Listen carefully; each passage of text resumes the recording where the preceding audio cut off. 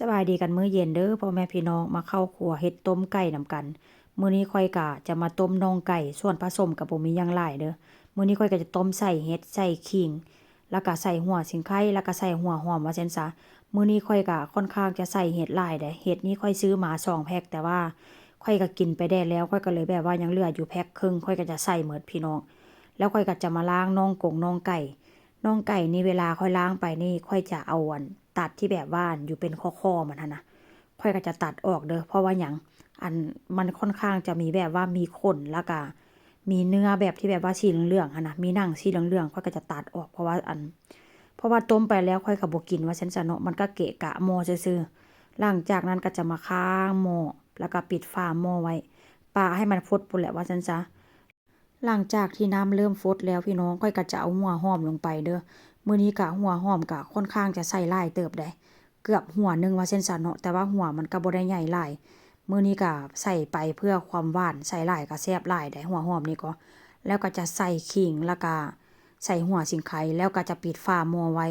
เพราะว่าหยังเพราะว่าอยากให้มันฟดแล้วก็น้ำหอมของขิงหรือว่าหัวสิงไคหั่นน่ะมันก็ค่อนข้างจะออกมาว่าเส้นสันเนาะมันค่อนข้างจะหอมหลังจากนั้นค่อยก็จะเอาแบบว่าน่องไก่หั่นน่ะพี่น้องน่องไก่ที่ค่อยล้างแล้วตัดออกนะตัดคอมันออกค่อยก็จะเอาลงไปเนื้อไก่มื้อนี้ก็ค่อนข้างจะแบบว่าค่อนข้างจะสะอาดได้ขาวจั๊วะ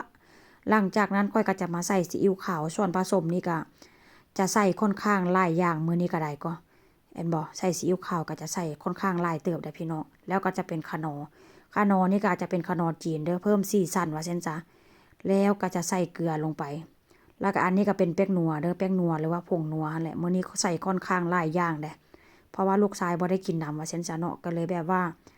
ใส่ค่อนข้างอ้าวหลายถ้าหากว่าลูกชายอยู่นี้เป็นพวกแป้งนอกแป้งนัวค่อยก็จะบ่ได้ใส่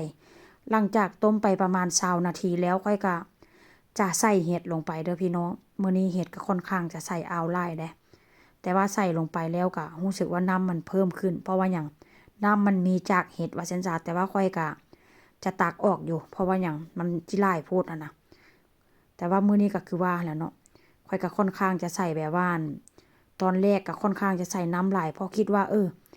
ตอนไก่ก็มันค่อนข้างจะหลายว่าซั่นซะแต่ว่าตอนไก่หันซื้อมาประมาณโลกว่าๆนี่แหละพี่น้องก็หลายน่องอยู่ได้แล้วอันนี้กำลังจากที่ว่าค่อยต้มไปประมาณ35นาทีเด้อนี่เด้อหน้าตาต้มน่องไก่ก็จะเป็นประมาณนี้พี่น้องตอนแรกก็ว่าจะใส่พริกลงไปเฮ็ดไปเฮ็ดมาช่วงนี้ก็หน้าร้อนเด้